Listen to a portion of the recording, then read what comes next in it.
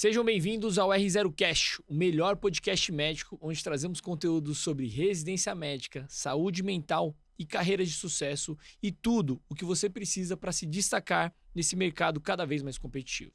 Eu sou Marcos Vinícius, co-host aqui desse podcast e convido aqui, junto o nosso convidado ilustre que está sempre aqui no R0, professor André. Fala, Vini, tudo bem? Prazer estar aqui novamente. Boa, André, muito obrigado aí por aceitar o convite aqui, Valeu, sendo nosso co-host mais uma vez. E para contemporizar, né, André, como a gente está nesse início do ano, muita gente aí ansiosa, se preparando para as provas de residência. Exato. Tem gente que está aguardando o resultado, tem gente que já está começando a estudar. Exato, exatamente. Então, assim, a ideia hoje, para a gente entender, né, como a gente está entrando agora em fevereiro, é como que você pode se organizar. E antes de pensar em como você pode se organizar, é elencar quais são os principais acertos, então, de uma preparação de sucesso, e quais são os 3 principais erros de uma preparação de sucesso, ou uma preparação de fracasso aí, no caso, né, André? Exatamente. Aquela coisa, né? Eu tava até vendo esses dias lendo num livro, o cara tava falando o seguinte, que quando uma coisa dá errado, a gente faz o pós-mortem. Então, por que deu errado? Boa. E aí ele trouxe o conceito de pré-mortem. Que é tipo assim, vamos imaginar você que vai prestar residência daqui a 12 meses falando assim, pô, deu errado. Por que deu errado? Fazer um exercício mental, tentar pensar agora, se desse errado, por que daria errado? E assim se prevenir, se antecipar e não cometer esses possíveis erros. Ótimo. Então, na verdade, veio a calhar aqui junto com o tema do podcast. Exato. Né? Então, acho que saber quais são os principais acertos e saber quais são os principais erros faz você ter esse planejamento. E a ideia é que fazer algo mais enxuto e direto. Exato. Mas eu acho que vale aqui a pena porque nós aqui do R0, a gente teve uma preparação assertiva, a gente teve uma preparação de sucesso em pouco tempo, né, André? Eu acho que vale aqui, antes da gente contar um pouco sobre a preparação de acerto e de erro, fazer uma breve introdução. Uhum. Você consegue contar um pouco aí como foi a sua preparação para a residência, André? Bom, assim, então teve 2 residências, né, já, né? Então, é verdade, 2 provas fiz aí chaves. Né? a residência de clínica, né? Fiz na Santa Casa. Olha, assim, aquela coisa, né? 6º ano, a gente naquela pegada de estudo. E assim, eu sempre tive uma rotina de conciliar o estudo, mas eu nunca fui aquela pessoa de conseguir abrir mão de tudo e fazer só estudo, ou matar só questão, parar de fazer minhas atividades, sejam de lazer ou seja de esporte. Então eu sempre busquei o equilíbrio.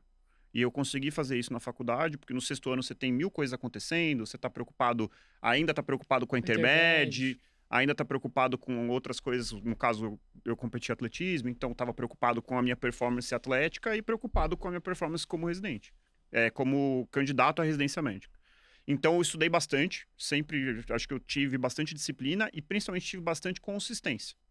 Acabei tendo o resultado que eu esperava, consegui fazer a residência de clínica na Santa Casa, que é uma instituição que é onde eu fiz a faculdade. E depois a residência por R3, eu consegui entrar no HC, fiz nefrologia por lá e também mantive a mesma pegada. Obviamente ali eu já não competia mais na intermédia, mas eu consegui sempre buscar esse equilíbrio e essa consistência. E você acha que, assim, o que você errou na preparação para residência, para o R1, você conseguiu acertar para o R3? Você conseguiu fazer essa reflexão ou você acabou fazendo meio que no flow? Eu acho que eu fiz, sendo bem sincero, assim, acho que eu fiz mais ou menos a mesma coisa, assim. Legal. Como não tinha dado errado completamente para a residência de clínica, eu acabei mantendo a estratégia e sempre buscando esse equilíbrio. A gente vai falar um pouco mais sobre isso na frente, mas eu acho que o equilíbrio é fundamental. Boa, legal. Eu acho que eu vou trazer um pouco do meu insight aqui também. Uhum. Uma coisa que eu gostaria de trazer e enfatizar é que uma coisa chave aqui é que durante a minha graduação, eu nunca fui o melhor aluno. Então, na verdade, eu até estava mais ali pros piores ali, para sendo bem franco. Uhum. Quando eu ingressei no meu 5º ano, eu percebi que eu queria fazer uma residência muito concorrida, que era oftalmologia. Uhum. Para quem não sabe, eu já tinha um filho e eu não tinha tempo muito a perder. Eu não poderia me dar o luxo de perder mais um ano. E aí, eu tive que virar a chave no 5º ano, comecei a estudar, mas eu cheguei no 6º ano ainda muito aquém do que eu deveria estar. Uhum. Então, eu lembro bem, de maneira bem clara, o pessoal, assim, brincava, né? Assim, pô, não tinha chance nenhuma de aprovar. Eu lembro que, às vezes, pô, eu tava despreparado para uma prova durante a graduação e era até motivo de brincadeira ali. Uhum. E o que eu quero trazer é que mesmo você aí que, pô, sente que você tá pouco preparado, em um ano você consegue transformar. Então, Com assim, certeza. eu saí de uma pessoa que não teria chance de aprovar em nada, para em um ano aprovar em tudo, em todas as instituições que eu prestei, e em algumas eu até passei em primeiro. Então, assim, só para trazer, eu não sou nenhum gênio, tô longe disso, mas os insights que a gente vai trazer aqui foi o que deu certo para mim, foi Uhum. o que deu certo para o André, foi o que deu certo para todos os outros coordenadores e para os nossos alunos que têm tido rotinas de sucesso. Então, é só esse overview, entender que a gente tem um padrão e por isso que a gente vai trazer esse padrão, né, André? Uhum.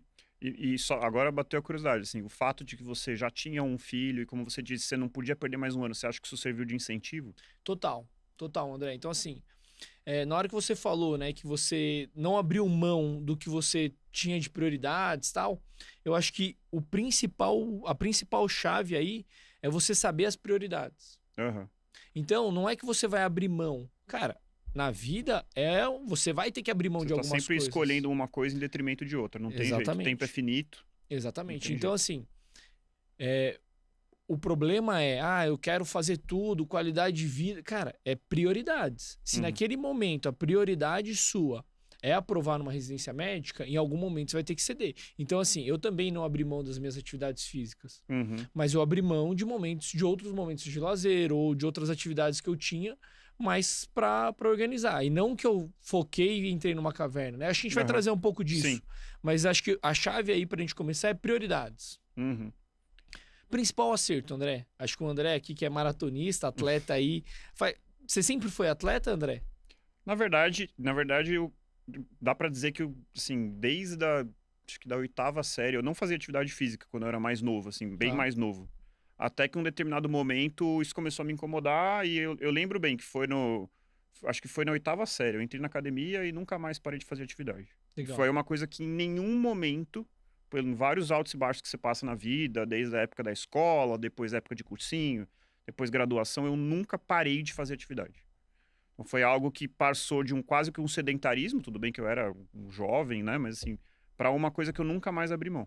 Mas atividade, tipo assim, tá diariamente na sua Não, rotina não. Em ou. alguns momentos, assim, teve momentos em que isso diminuiu Ah, tá. dramaticamente, Boa, né? boa. Por exemplo, no R3 de nefro, que foi um ano muito pesado de carga de trabalho, eu ia, assim, 2 vezes por semana só para não falar que eu não estava fazendo nada, entendeu? Boa. Mas era no sacrifício, mas eu não deixava de ir. Boa. Gostei, gostei. Eu acho que é importante trazer Uhum, esse insight aí. Mas assim, eu também sou mais ou menos da sua linha, André. Eu comecei a academia no oitava série, primeiro colegial, mas eu já praticava futsal, então eu sempre uhum, fiz exercício. Mas eu comecei a ser mais assíduo dentro do primeiro colegial também. E uhum, aí, mas eu tive momentos de mais assiduidade, né? uhum. Praticava de maneira diária, como eu consigo fazer hoje, como momentos que praticava uma vez na É, tem horas semana que a vida aperta, não tem jeito, né? Exato. E, por exemplo, reta final, às vezes eu gostava de diminuir um pouco mais. Uhum. Mas vamos falar um pouco. Então, assim, como que era a sua rotina? Como que você conseguia cultivar bons hábitos mesmo dentro de uma preparação de estudo? Olha, Vinícius, o que eu fazia, que assim, era uma estratégia. Qual era a minha estratégia? Então, conseguia ter uma rotina de estudo predominantemente durante o dia. Eu sou uma pessoa matutina e uma pessoa que à noite a minha produção cai. Então, em vez de fazer o exercício físico pela manhã, que era, vamos dizer assim, o meu momento de maior concentração, momento de maior produtividade, eu focava em estudar. Então, de manhã, hora do almoço, eu almoçava o mais rápido que eu podia, conseguia ali juntar mais uma horinha de estudo, aí voltava para a faculdade, aí tinha mais um tempinho, eu estudava até um determinado horário, até a hora que eu percebia que a mente cansou. Quando a mente cansou, é hora de trabalhar o corpo. Legal, E aí eu ia, às vezes, 8 da noite, estava indo para academia. legal. E aí o que era mais engraçado é que quando eu tava indo, eu tava exausto. Às vezes eu voltava, tomava um banho e engatava mais umas 30, 40 questões. Porque o exercício ele traz isso, ele traz um respiro. Então você consegue, às vezes você fala, pô, cheguei na minha exaustão. Aí você vai lá, faz uma hora de academia, ou que seja 30 minutos de corrida, ou uma caminhada, às vezes você volta e você ganha um a mais. Você consegue Legal. produzir ali mais uma horinha de estudo, que é aquela coisa, uma horinha de estudo. Só que se isso for todo dia, 3 vezes por semana, ao longo de um ano, pode ser a É muito, diferença né? entre você ser aprovado ou não ser aprovado. Não, com certeza. Uma Isso hora de estudo é muita é coisa. muita coisa. Se for uma coisa diária, é muita coisa. Outra coisa que ajuda muito é a alimentação. Então, acho que todo mundo já teve a experiência horrível de comer fazer uma refeição pesada e tentar sentar para estudar. Não tem café que segure. Claro. Você vai ficar mole, você vai perder produtividade. Mas você tinha essa preocupação? Tinha, sempre tive. Então era uma característica. Você levava marmita? O que você fazia, né? Sempre tentei comer comida feita em casa. Eu sei que isso é um desafio, hoje em dia é muito difícil. Eu consigo fazer isso na minha vida hoje porque eu me organizei nesse sentido. Mas sempre foi, de certa forma, uma prioridade para mim. Então você levava marmita? Sempre, assim, na graduação eu comia no bandejão, né? Que é, a gente, imagina, na graduação a gente não tem dinheiro para... Qual bandejão? Da Santa Casa mesmo. Ali no refeitório da Santa Casa, do hospital? Eu comi no bandejão a graduação inteira, na hora do almoço.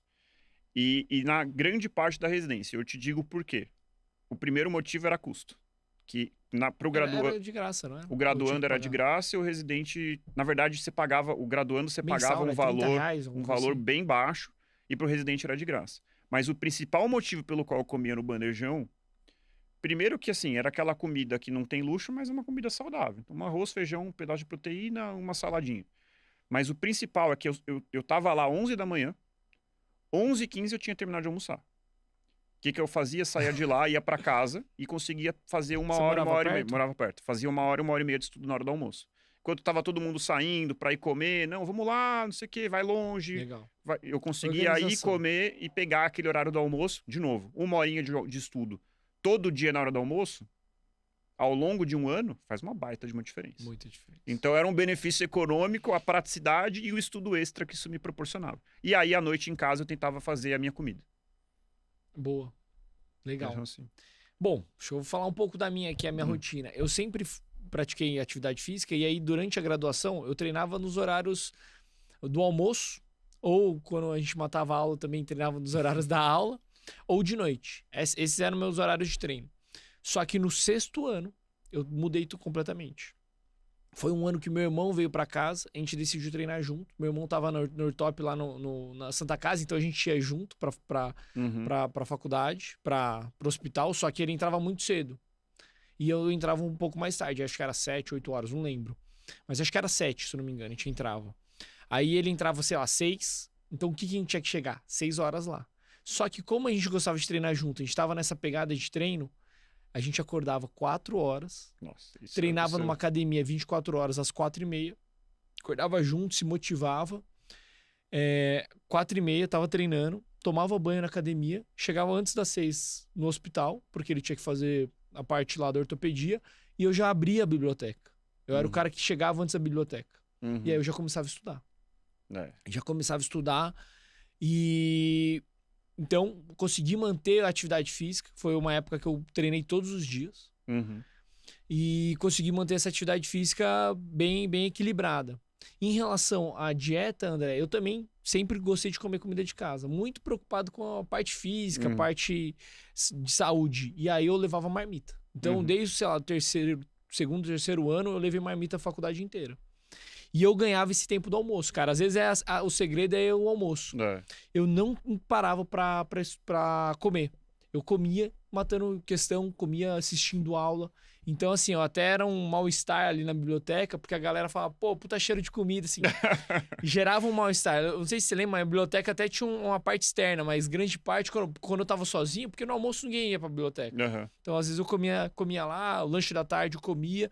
Eu sempre evitava perder muito tempo. São pequenas otimizações que no longo prazo fazem grandes diferenças, né? Cara, foi assim, transformou a minha preparação. Mas posso fazer uma pergunta? Claro. Acordando às 4 da manhã, que horas que o farol começava a baixar? Ah, não, baixava cedo, assim, tipo... Mas eu até estendia bem, assim, eu acho que eu ia embora umas 7, no máximo 8 horas eu ia embora e ia descansar. Mas aí você ia dormir cedo? Ia dormir mais cedo. Eu acho que assim, dormir é um ponto importante também. Ponto importante. Eu não consigo, assim, eu percebo nitidamente aquela noite que você dormiu bem, a produtividade, a capacidade de concentração vai lá em cima. Então, assim, eu, apesar de eu ter falado que eu sou uma pessoa matutina, eu já não sei se eu teria o perfil para fazer isso que você fez. Isso saber se conhecer é muito importante também. Total. Na verdade, é o que eu te falei. Eu antes tinha um planejamento de treino mais noturno. Eu gostava, achava que eu performava melhor noturno. Hoje em dia eu performo melhor treinando de manhã. Criei um hábito. E porque eu sabia que se eu deixasse de noite eu ia perder, eu não ia treinar, entendeu? E aí era um momento que eu consegui conviver com meu irmão, coisa que, pô, ele saiu cedo de casa, a gente não conseguiu, então a gente conseguiu conviver bastante nessa época e fazer um hábito saudável e uma preparação de sucesso. O famoso ganha-ganha, né? Exato. E aí qual que é? Entrando ainda no segundo ponto, que a gente vai falar de resiliência e consistência, é o ponto, André, que tudo que você faz, você entender ali e ver o lado positivo. Então, como eu praticava atividade física de manhã, eu já sentia, cara, tô na frente de todo mundo. Então, mentalmente, eu tava me fortalecendo. Eu falei, pô, dormi 1 hora menos que a galera, já tô me preparando, já fiz atividade física e já tô matando questão. Então, às vezes, pô, nem era um ganho real, mas mental me ajudou e assim, trazia confiança. Pô, me deu uma resiliência mental muito grande durante o ano. E a capacidade de manter isso no longo prazo, né? Exatamente. Não adianta fazer isso uma semana e depois tudo... Mas você conseguir repetir essa rotina ao longo de 1 ano, o poder que isso tem cresce bastante. Total.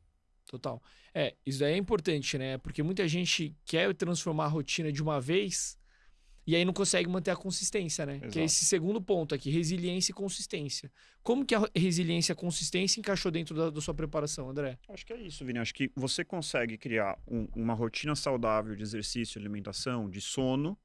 Você, estando equilibrado, você vai conseguir manter o estudo, a concentração, por longos períodos. Então, é aquilo que a gente estava falando. As pessoas subestimam o que você consegue fazer ao longo do ano e superestimam, por exemplo, uma revisão de véspera ou estudo na madrugada. Eu não sei como é que você era na faculdade. Eu várias vezes não gostava de fazer aquela coisa de estudar a madrugada inteira, porque eu sentia que a minha capacidade a minha produtividade era muito baixa. Eu sempre preferi esforços de longo prazo. Então, você conseguir manter ao longo de 1 ano uma rotina de estudo consistente, não precisa ser necessariamente ser uma coisa, um esforço sobre-humano.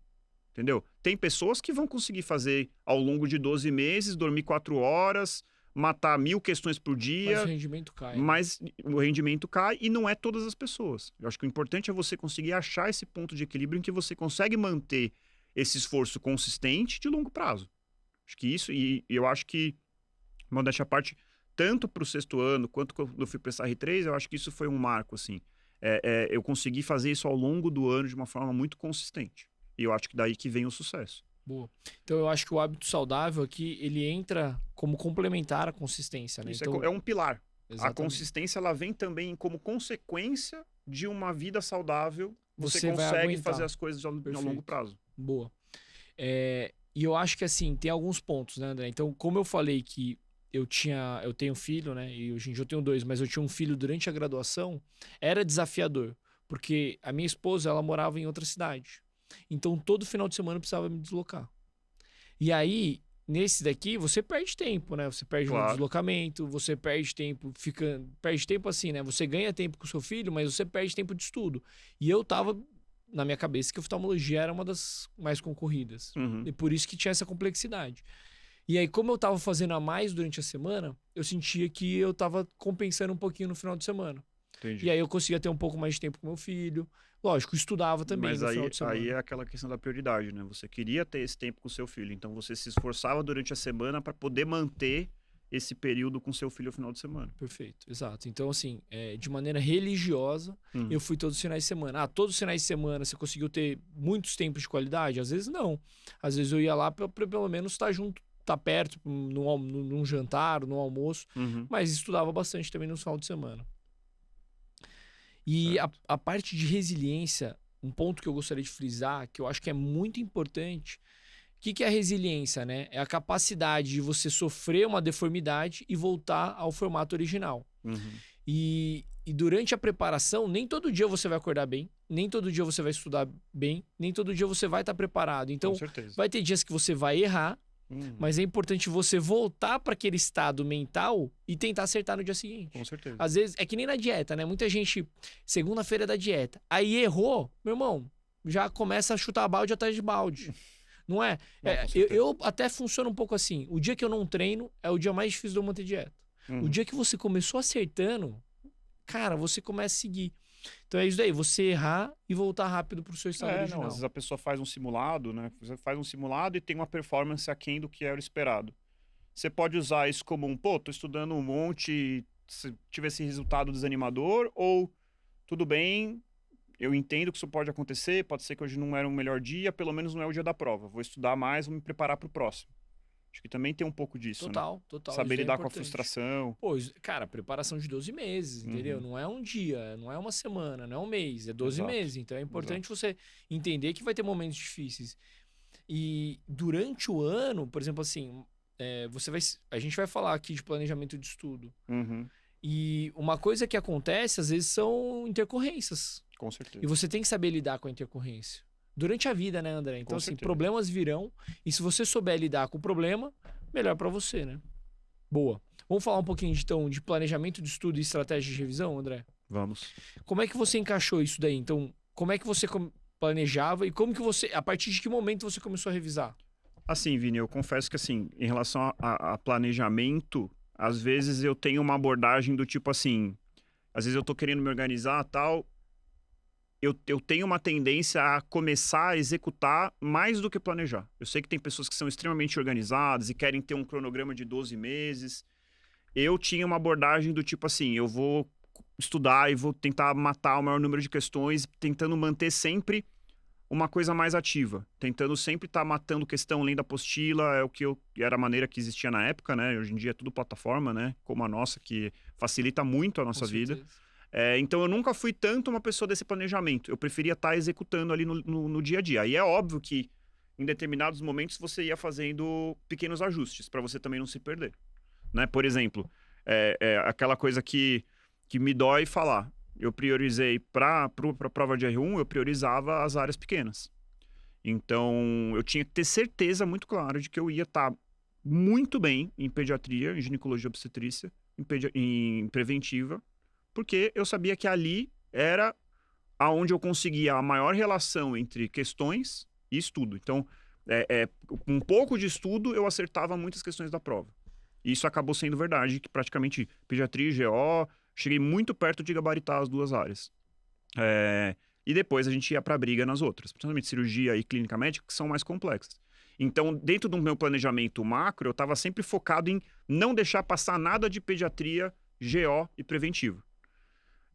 E quando eu sentia que eu estava no ritmo bom, eu ia me aprofundando na clínica médica, mas sempre voltado para os temas mais relevantes. Isso que depois você sabe, eu fiz clínica, sou professor de clínica médica, não estou batendo na minha área aqui, mas enfim, eu acho que isso é importante. Então, a definição de prioridades. E assim, só que isso é o meu perfil. Tem gente que tem a capacidade de planejamento, quer saber onde que ele vai estar daqui a 2 meses, na segunda semana de junho. Não tem nada errado em você ser essa pessoa. Só não pode se perder e gastar mais tempo nisso. O cara fica 2 semanas planejando. 2 semanas se planejando. Enquanto ele tá se planejando 2 semanas, eu já matei 3 apostilas, 4, entendeu? Já fiz 5 provas, já tô muito mais na frente. Então tem que achar esse equilíbrio. E para quem tem esse perfil mais parecido comigo, é a vantagem de você ter uma plataforma que te traz um cronograma. Já esse direcionamento. Pré-estabelecido. Então você para de perder tempo com essa... O que eu vou fazer agora? Enquanto você está pensando o que você vai fazer agora, você já podia estar fazendo alguma coisa. Então, você tem uma plataforma que te traz semana 1, semana 2, e vai te dando tarefas, aulas, questões pré-aula, aula, questões pós-aula, e já te traz uma revisão sistemática, isso talvez seja um erro da minha preparação. Eu não tinha uma revisão sistemática. Então, o que eu fazia? O que eu fiz? Essas áreas que eu falei que eu dava prioridade, preventiva, pediatria e GO, eu várias vezes repetia as questões que eu já tinha feito, mas só que não de uma forma aleatória, não simulando uma prova, entendeu? Então, se eu tivesse uma plataforma me dando questões aleatórias frequentemente, talvez eu tivesse tido um resultado ainda melhor. André, eu acho que o meu acerto foi o seu erro. Então, assim, é algo que eu trouxe na minha preparação. Então, eu também, não gastava tempo me planejando, pra ser bem sincero. Hoje em dia, eu gosto de planejar a semana e o dia. Então, acho que isso é importante. Você tem uma visão... A minha visão macro é a semana. E a minha visão micro é o dia. Então, um dia antes, eu penso que eu vou fazer amanhã. Então, acho que isso é importante. Então, e E outra coisa, assim, não ter muitas variáveis para você decidir também. Você já bota ali limitando, porque você vai evitar procrastinação. Por isso que na nossa plataforma tem o passo a passo para você ter. Não é tipo assim, ou você vai por aqui ou você vai por aí. Não, meu irmão, agora é isso. Você vai fazer essas questões, assiste a aula, vai fazer essas questões. Acabou, sobrou tempo, vai ver o resumo e o flashcard. Não, então vai para a próxima aula. Entendeu? Então, acho que isso evita o erro. Com certeza. E um ponto-chave é saber usar o momento certo da revisão, baseado em questões e num acesso rápido. Então, como que eu me revisava? Eu não assistia a aula de novo. Eu tinha um resuminho meu, rápido, que eu sempre relia. Então, na hora de fazer as questões das provas, eu lembrava onde que estavam as coisas, porque eu li várias vezes o meu resumo. E matei muita questão. E questão aleatória. Então, eu determinava semanas. Essa semana eu vou revisar clínica médica. Aí eu revisava só clínica médica. Essa semana eu vou revisar pediatria. Então, eu fiz várias vezes esse ciclo ao longo do ano. É porque, assim, o ser humano, ele é naturalmente preguiçoso. Acho que, assim, não existe, assim, essa pessoa aqui tem zero de preguiça. Eu nunca conheci. Todo mundo tem preguiça. Eu tenho preguiça, tenho certeza que você tem preguiça. Então, assim, quando a gente se depara com uma dúvida, ou quando a gente se depara com uma... será que eu faço isso ou eu faço aquilo? Será que eu estudo pediatria ou será que eu estudo GO? A reação natural do ser humano é usar isso como desculpa para parar de estudar. Nossa, o que eu vou fazer agora? Ou diminuir a velocidade, diminuir a intensidade. Então, eu acho que, justamente, você ter isso dentro de uma plataforma de um jeito um pouco mais mastigado, elimina essa energia de ativação do que eu vou fazer agora. Você já tem ali direcionado, você já vai direto pro que você tem que fazer. Eu acho que isso pode fazer muita diferença. Isso daí vai de encontro, né? Com o Steve Jobs, com os caras que usam sempre a mesma roupa, né? Pra não ter que escolher o guarda-roupa. Cara, isso daí é importante, mas assim, parece brincadeira, mas é a mais pura verdade. Tem uma característica, meu irmão tem TDAH, meu filho tem TDAH também, e eles falam assim, quando tem uma task só, eles executam fácil. Quando tem duas tasks, cara, parece que o cara fala, puta, agora eu não consigo fazer. E meu irmão, assim, é um médico de muito sucesso. Inclusive, a gente quer trazer, um dos quadros é trazer médicos de sucesso. E meu irmão tem TDAH e ele tem muito sucesso profissional.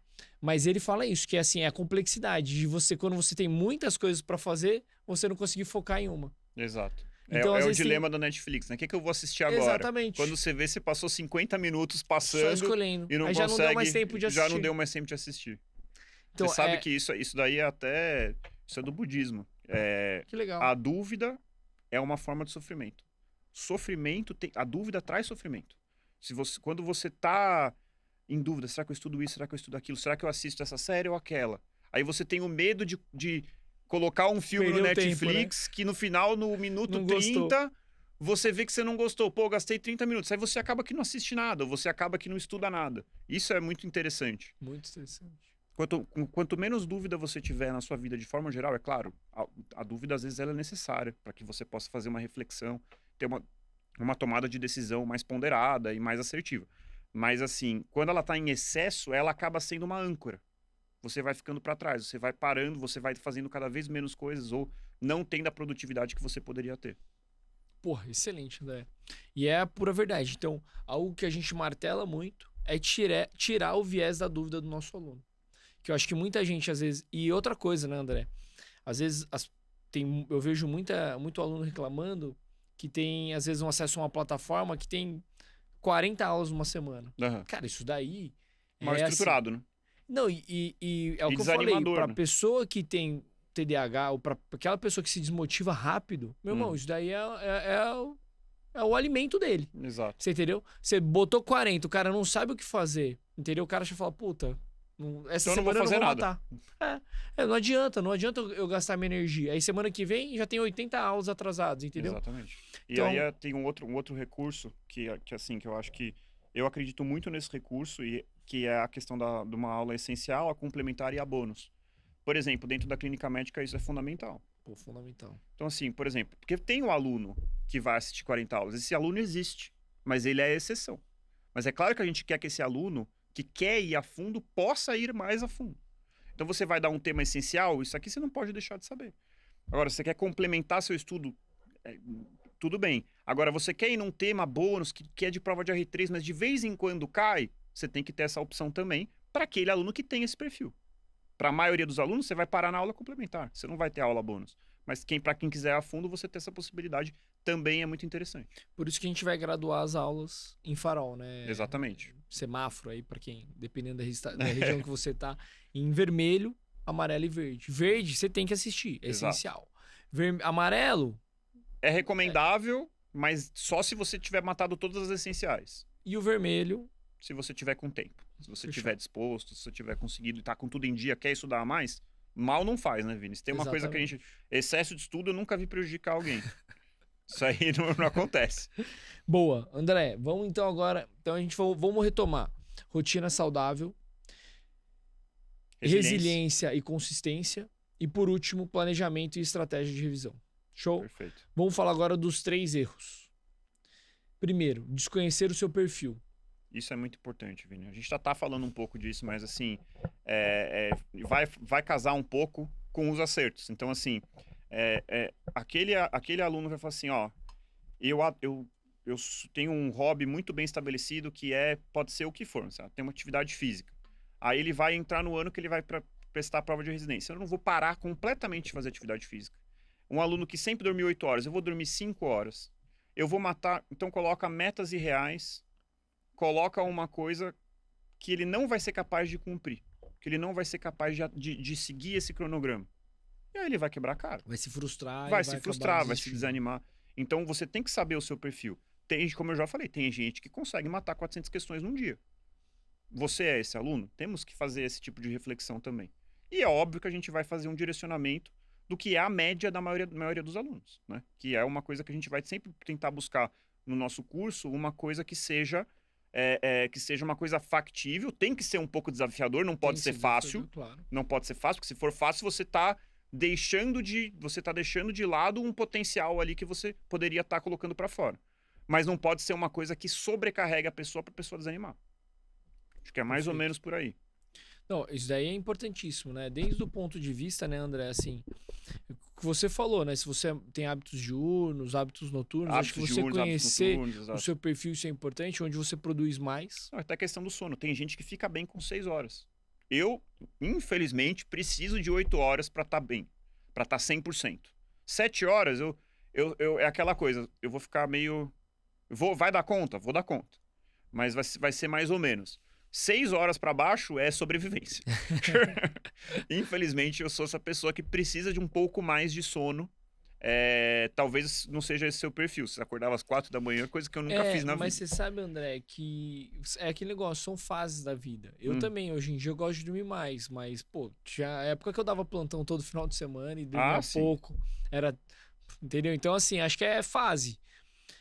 Na época de estudo, eu acho que é importante você ter um mínimo de sono. Acho que 6 é o mínimo, mas pelo menos 7, porque é o momento que você consolida o conhecimento. Não adianta você ter gastado ali 18 horas de estudo e não dormiu 8, entendeu?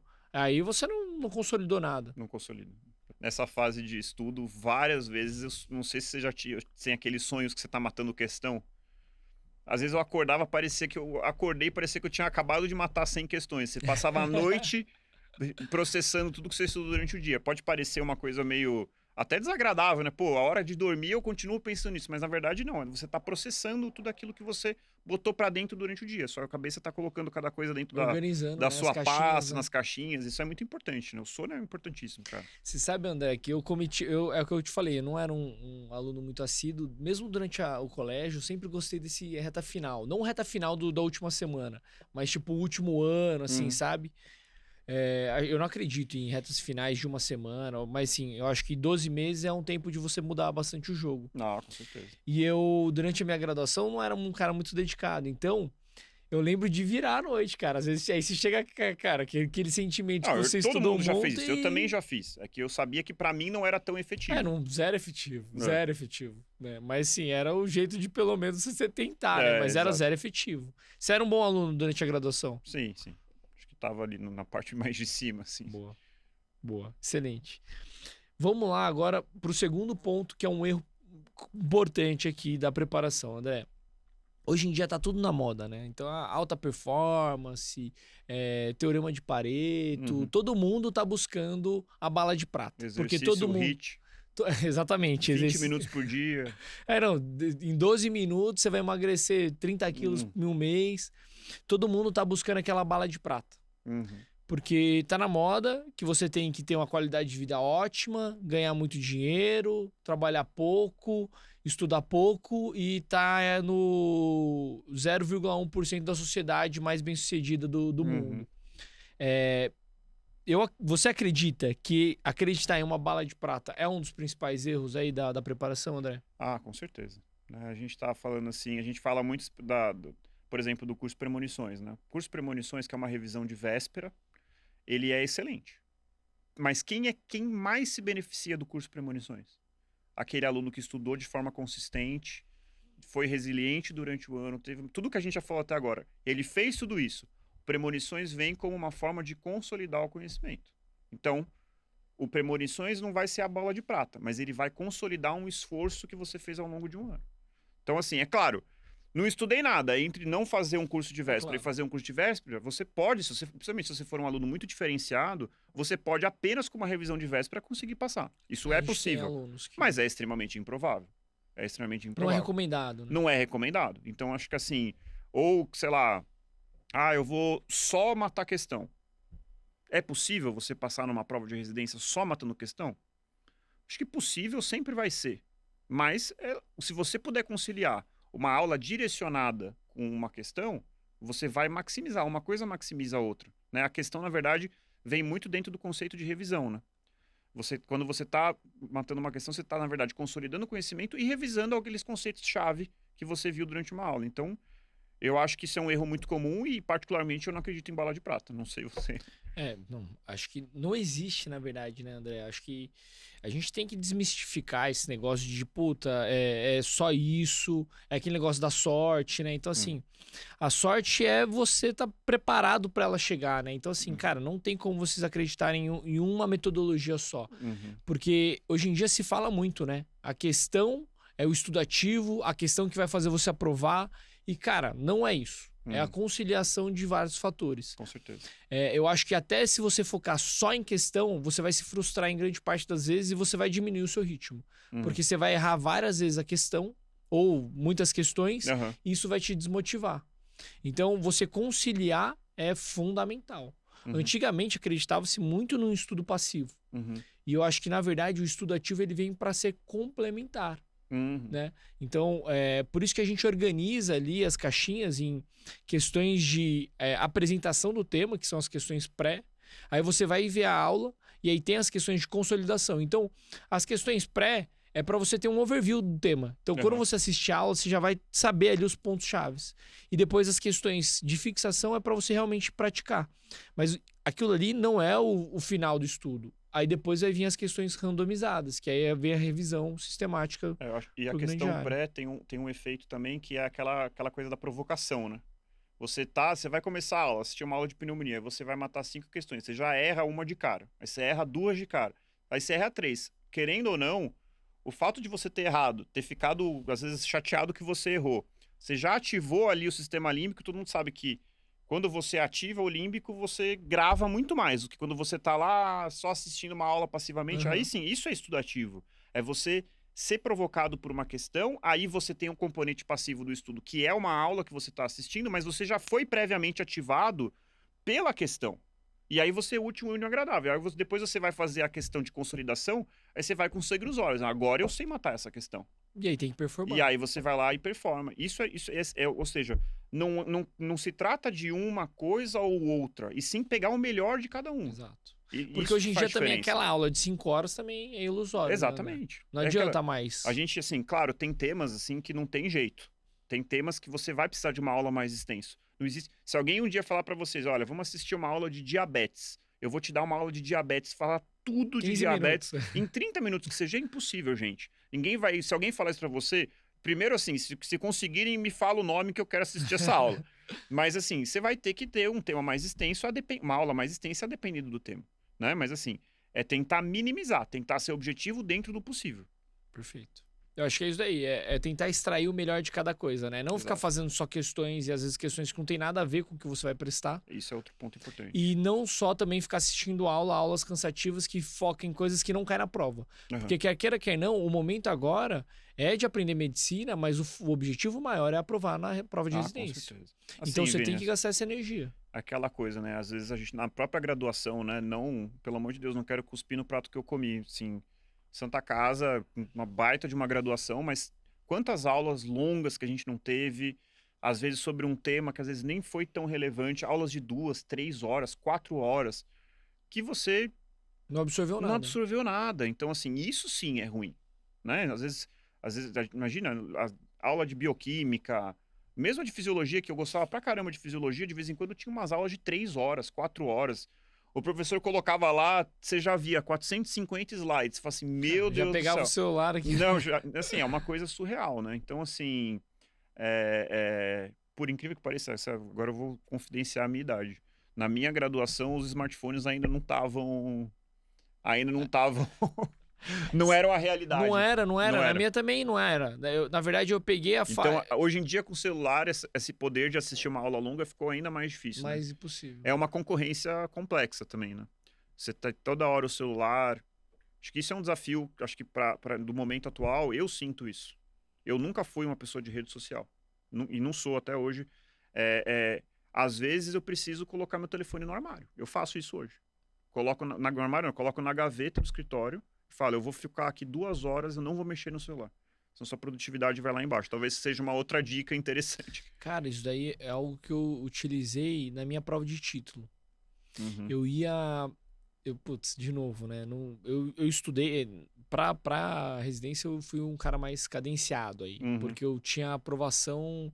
A gente tinha provas periódicas e você tinha que performar lá em cima. Uhum. Mas aí eu não consegui me dedicar muito tempo de novo, porque eu tinha filho, aí tava numa mudança de cidade, não sei o quê. No final fui bem, fiquei em 9º colocado nacional. Uhum. Mas também tive pouco tempo de estudar e aí você tem que usar essas estratégias aí de aumento de performance, que é concentração máxima, desligar o celular e tal. Uhum. É porque é aquela coisa, né? Pô, estudei 3 horas. Tá bom. Como que foram essas 3 horas? Exatamente. Isso faz muita diferença. É o Eu que a gente- percebo isso muito hoje, assim. Às vezes produzindo conteúdo, produzindo aula. Tem dias que em 40 minutos eu consigo fazer uma aula, ter um insight que eu não tinha tido, pensar numa nova forma de dar um conteúdo. E tem dias que às vezes eu tenho, nossa, hoje eu tenho 5 horas para produzir conteúdo e a produtividade lá embaixo. E isso é muito assim, sabe? Como conseguir maximizar? Acho que o celular é um dos pontos, criar um ambiente de estudo também que seja agradável, que tenha pouca distração, botar o celular na gaveta, ou botar, isso eu coloco, timer de limite de uso de app, para quem usa muito Instagram, não é o meu caso, mas as pessoas gastam às vezes 2, 3 horas no Instagram por dia.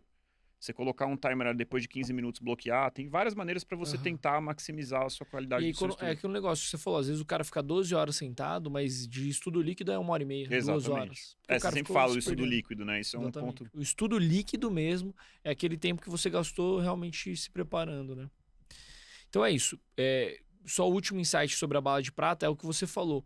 A pessoa que se beneficia mais do intensivão ali, que é o nosso premonições, é aquele cara que tá vendo pela segunda vez, que aí ele fala, puta, ó, realmente, o professor tinha falado naquela aula, eu revisei, tal questão. Então o professor vai trazendo aquele tema e fala, caramba, realmente, cai dessa forma. E aquele cara chega quentinho pra prova, né? Uhum. Último ponto, André, pra gente não se estender muito, eu queria abordar o tema da mentoria. Uhum. Que, na verdade, não a mentoria do cara que fica pegando na sua mão. Tem 2 tipos de mentoria. Tem aquela pessoa que precisa da mentoria para evitar a procrastinação. Então, assim, o que é o mentor? É o personal trainer. Que é aquele cara, pô, tem gente que se não paga um personal trainer, não vai na academia. Perfeito. Então, isso daí é, assim, eu não tô Isso falando que a entra pessoa também em vagabunda, conhecer não. o seu perfil, né? Não é Exatamente. demérito isso. Exatamente. Você sabe, eu sou essa pessoa? Perfeito, eu vou procurar esse profissional. Tá tudo certo. Exatamente. Na verdade, é você ser inteligente e saber que você precisa disso. Por exemplo, a minha esposa, ela falou, não, preciso de uma personal trainer porque senão eu não vou treinar. Eu falei, amor, mas o treino é esse. Não, eu preciso disso. Beleza, então se você Não, tem precisa muito. disso para ser mais saudável, E não é demérito, né? exatamente, você ser inteligente. Se você tem condição, cara, você precisa. Isso daí vai mudar o seu desfecho. Uhum, Então, o personal trainer fazer atividade física muda o seu desfecho de saúde. com certeza. Fazer uma mentoria para preparação, se isso vai te puxar, vai mudar o seu desfecho durante a preparação e você vai aprovar na melhor instituição que você quer. Com certeza. É saber maximizar o seu potencial, né? Buscar sua máxima performance ali. Então, eu divido a mentoria em 2 aspectos. Primeiro, exigência de cobrar, então, principalmente para aquelas pessoas que gostam de procrastinar, que se perdem fácil, falta um direcionamento. E a outra é o mentor, que é esse mentor que eu falo que ele é importante para você obter sucesso durante a sua vida, durante a sua jornada. Você ter pessoas que tiveram sucesso naquilo que você vai se submeter. Então, por exemplo, assim, eu quero escalar uma montanha, quero escalar o Everest. Meu irmão, quem que é o melhor mentor? É o cara que dá aula no personal para futebol ou o cara que já escalou a montanha? Sabe, André? Mas é Não, mas é verdade, verdade. cara. O cara que já vivenciou, o cara que teve sucesso, já orientou outras pessoas, cara, faz diferença. Entendeu? Com certeza. Se você treinar na academia, você vai melhorar a sua condição, mas você vai melhorar a condição para escalar? Você entendeu? Claro, com certeza. Então, é a mesma coisa pra maratona, né? Uhum. Então, se você fizer o cara que é de corrida rápida, do tiro de 100 metros, é diferente do cara que vai dar a maratona. Completamente diferente. Completamente diferente. Então, eu digo isso, assim, se você é daquele perfil que quer fazer o teorema de Pareto, quer fazer o 80-20, realmente você precisa de um mentor. Então, estar do lado de pessoas que tiveram sucesso pra vida. Eu acho que isso aí é um insight de vida, viu, André? Com certeza. Estar do lado de pessoas que tiveram sucesso e que vão te dar o caminho mais curto. Não que, cara, pra você ter sucesso, não existe caminho curto. É o caminho mais curto ou menos longo, né? Eu diria, menos sofrido. Exato. É que nem um pai te dá a dica, né? E nunca alguém vai poder fazer isso por você. Exatamente. Vai depender muito de você. Mas você sabe que nesse aspecto, Vini, eu acho que assim, claro, a gente tem que, nem sempre a gente vai conseguir, mas acho que todo professor aqui do MedHit tem um papel de mentor, de certa forma. Total. Eventualmente uma aula de clínica médica que você tenta ali mostrar um caminho, ou assim, como eu já falei, por exemplo, na aula de diabetes, que eu tinha muita dificuldade na residência para aprender aquele tema, quando eu estava prestando prova de R3. Então, assim, você viveu aquela dificuldade, você estudou aquele tema e superou essa dificuldade. Você tem uma expertise ali que você pode passar para o seu aluno. E isso se traduz também, por exemplo, no nosso grupo fechado de WhatsApp com os alunos, em que a gente recebe dúvidas individuais, às vezes dúvidas até de vida. Exato. Às vezes a gente está ali conversando, claro que não é exatamente para isso, mas a gente sempre está estendendo a mão para o nosso aluno. Então, eu acho que os professores também têm muito esse papel de mentoria também. Total. Claro, como você falou, tem a mentoria estruturada, que ele vai montar o planejamento e tal, tem isso também. Mas o professor tem muito esse papel.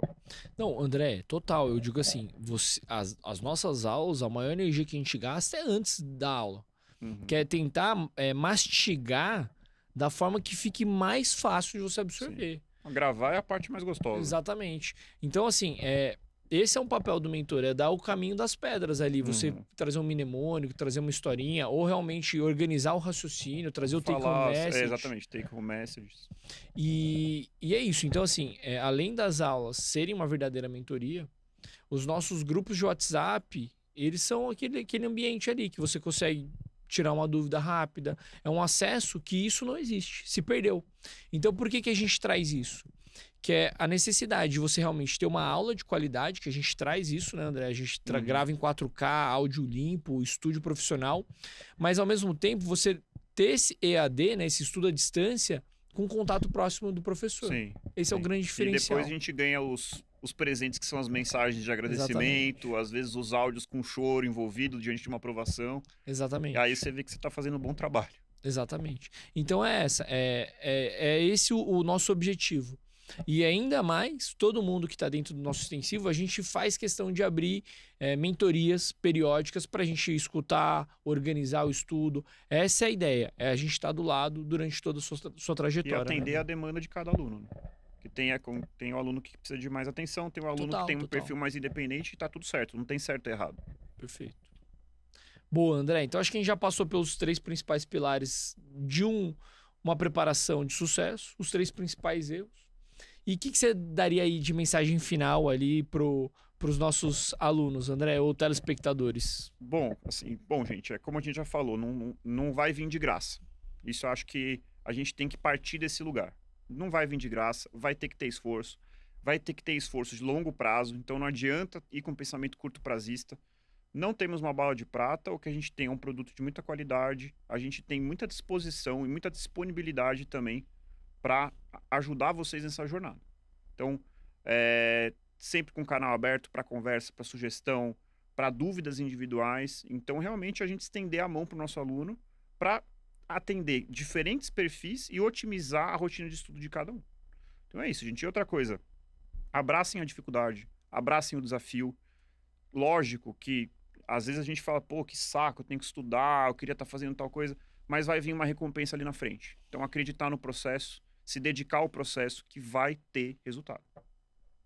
O André, você sabe uma coisa que, assim, o que a gente faz pelos nossos alunos aqui dentro da MedHit é algo que eu gostaria de ter tido durante a minha graduação, que é você ter aula com os maiores fenômenos, assim, e eu tenho, pô, muito orgulho de falar dos nossos professores, você ter aula com pessoas que são expoentes na sua área e tem uma didática incrível, que coisa que a gente não tem durante a nossa graduação. Infelizmente, os professores são ótimos profissionais, mas péssimos professores. Sempre tem as exceções. Tem as exceções, claro. Não quero ser também injusto. Não, claro, não, eu sei que não. Mas de modo geral, né, André? De modo geral. Não na nossa, mas de todas. De todas. Todos os lugares são feitos de bons médicos e péssimos professores. Porque a formação do cara não é ser professor. O estímulo dele não é esse, né? Exato. E o segundo ponto é o contato próximo.